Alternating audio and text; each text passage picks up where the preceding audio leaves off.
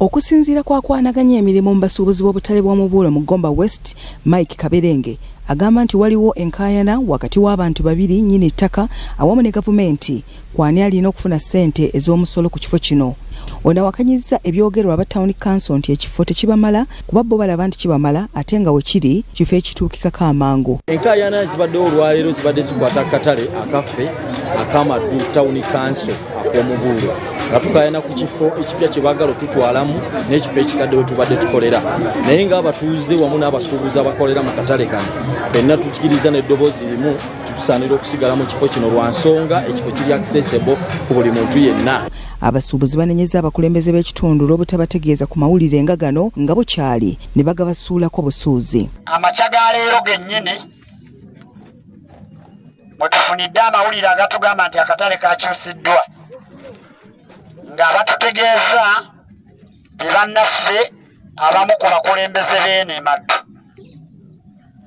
ate nga tebamaze kuba masimu nti oba batukubidde masimu wabula batutegeezezza nga tumaze okutuuka ku siino kwennyini. Ye mmeeya w'e Maddu Town Council Lutakome Desire agamba nti gavumenti yateeseteese ekifo we bagenda okukolera n'asaba abasuubuzi baleme kuwabizibwa bannabyabufuzi abaagala ebyabwe. Kubanga tuli bakozi ate abeekozesa abatetenkanya kapito waffe omutono ne tumuleeta ate buli we tutuula tusasula omusolo gwa gavumenti nze olutuuka gavumenti erina okunzijjako omusolo buvunaanyizibwa bwange okuwa omusolo era nkikola n'olwekyo ate bwe mba nze nekkiririzaamu ng'omusuubuzi okulaba landiroodi oleme kuntaataaganya kuntwala eno n'eri. Zino entalo buli bwe muziteekawo ffe be mwavuwaza kuba olwaliro abantu bwe basenka wano ne badda eri kitegeeza omuntu alina kyafiirwa kinene mu nnyingiza ye. N'olwekyo tubale tusaba abantu bano mutuule mukkaanye tuleme okutataaganya pulogulaamu z'abantu nga bwe mbamenye mwenna.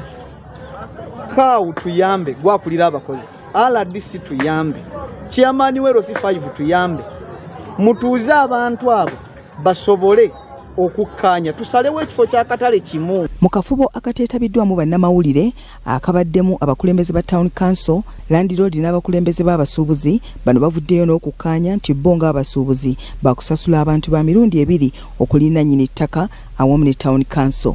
Justine Birungi Kayembe ne Irene Mirembe, BBS Telefina.